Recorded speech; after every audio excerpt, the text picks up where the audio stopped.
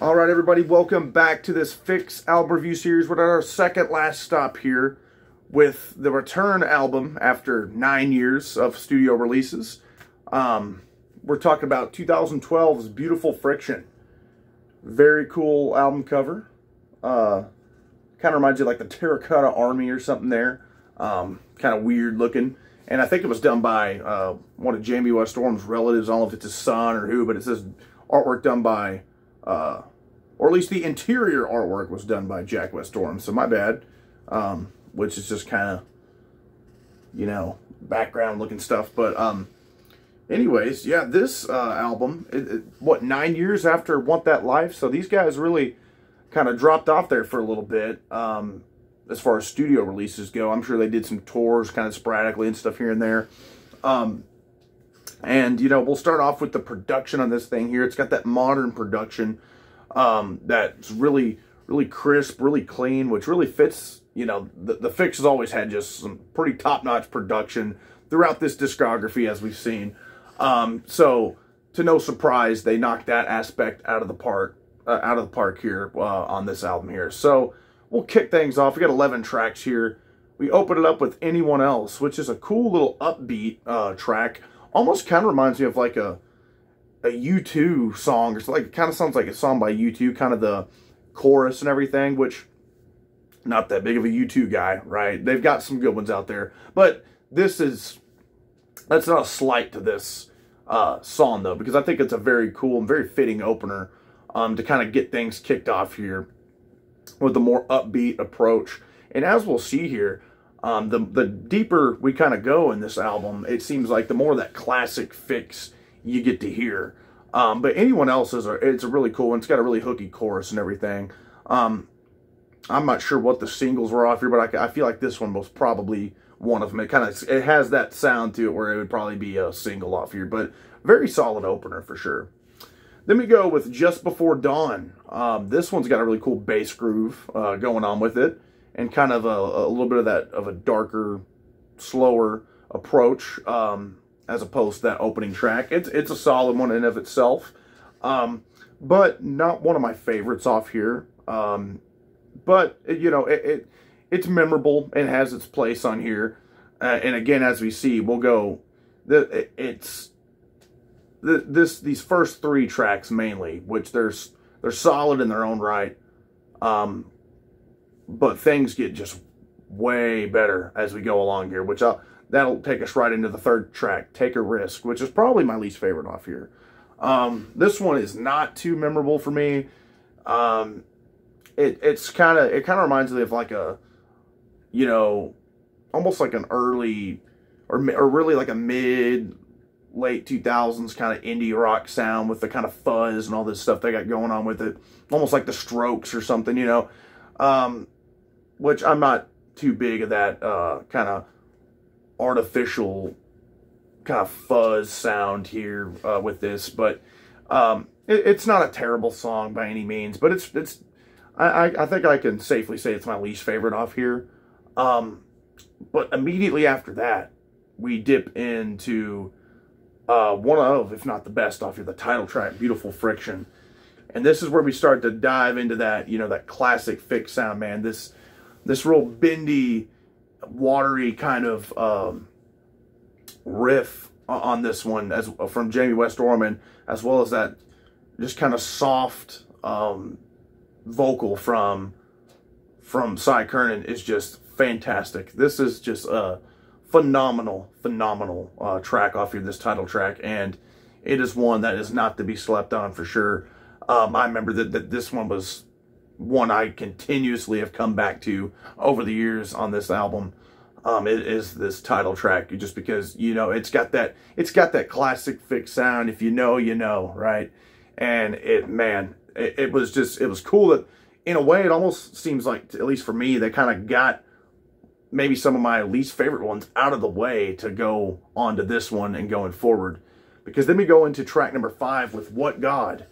And this one is also, it has this kind of classic Fixx sound, but in a different sense. It kind of, you know, it kind of goes back to like a lot on some of their other tracks where they'll kind of keep things kind of mellow and then just jump at you with the powerful chorus, you know, with the Cy Curran using, you know, stretching a little bit vocally and kind of really getting into it. And that's something that happens here, and it's a very, very good one. And it also kind of has, even though it is kind of a heavier chorus, and not like a slower chorus, and it's more action-packed and everything, it still has that kind of bendy, iconic Jamie West Oram guitar sound to it. So What God is another just fantastic one. And then we've got Second Time Around. This one's kind of an acoustic kind of feel to it, and very, very good stuff. Really kind of a prettier song, and just it's got some cool lyrics to it and everything, and just really, really hooky. This is another one that I've found myself going back to over the years with this album, since the first time I heard it. Was just, you know, after, especially, you get accustomed to kind of hearing and how well, in fact, the Fixx can do that acoustic game, you know, which they've done it time and time again, but, you know, they really delved into it deeper in the late 90s and everything, and did it well, and they show they can still do it well on this one here with Second Time Around.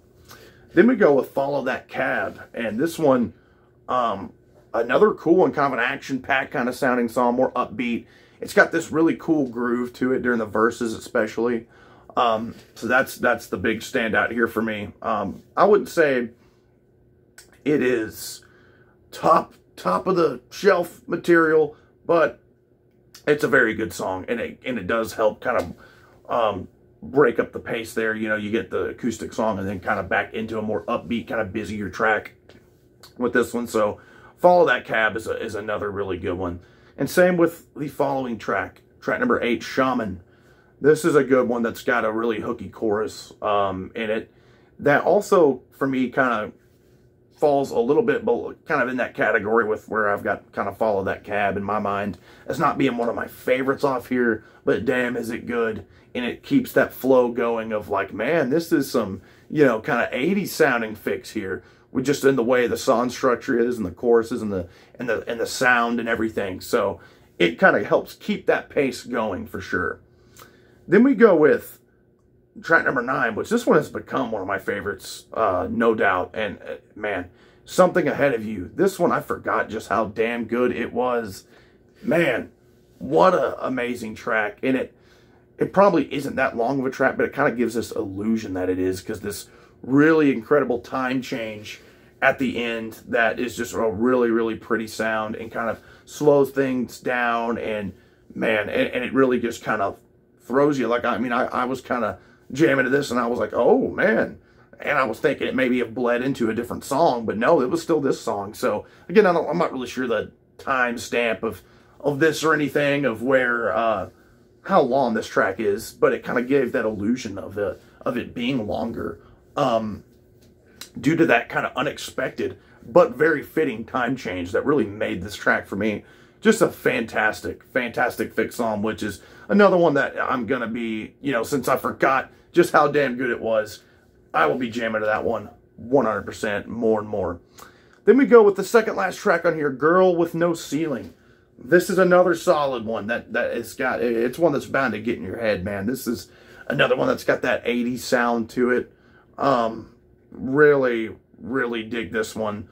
And it also, this is exactly what I'm talking about, as we've kind of seen the trajectory of this album. Started off, you know, kind of doing a little bit of some different sounds, and then they just go into this classic Fixx sound, and they just keep it going and keep going while still doing a lot of the things that they're known for, and keeping that classic sound. But with that classic sound, it was never, you know, always the same thing. These guys have always been able to shake it up a little bit and really diversify their sound. But anyways, yeah, Girl with No Ceiling. Fantastic chorus on this one that really is bound to get stuck in your head for sure. Another just one of my favorites off here. And I gotta say the same thing about this final track, Small Thoughts. This is another one I forgot just how good it is. And I think it is the perfect album closer here for this album. That is just, man, it's got another kind of, it's kind of a softer one again, and just kind of a really pretty track that really wraps things up on this very well. Just kind of the bow on top of this awesome gift right here, because man, what a freaking album. I've always really liked it, but this most recent listen for me has really made me like it that much more. And I guess some of the tracks I may have been thinking of not liking as much were, you know, the things like Take a Risk and Just Before Dawn, and I just kind of forgot some of these, you know, middle of the road tracks here with like Something Ahead of You. I forgot how good Second Time Around was, and What God, you know, but those are all just top tier. And again, if you don't listen to anything off here, except maybe one or two, you got to listen to that title track because it's so freaking good. It will make you close your eyes, you're thinking you've got something like, you know, Phantoms or Reach the Beach, or, you know, or, I mean, something like that, Walkabout, some of that 80s Fixx sound. They really recapture that sound. And I honestly love how the album starts off really kind of some different kind of sounds going on again with that kind of stroke sounding song, even though it's not one of my favorites. And same with those, you know, Anyone Else, Just Before Dawn, which they're all good songs in their own right. But I kind of like how they shake it up on you a little bit and then slowly kind of fade in to what they're all about and have been always about. So while still keeping their sound fresh.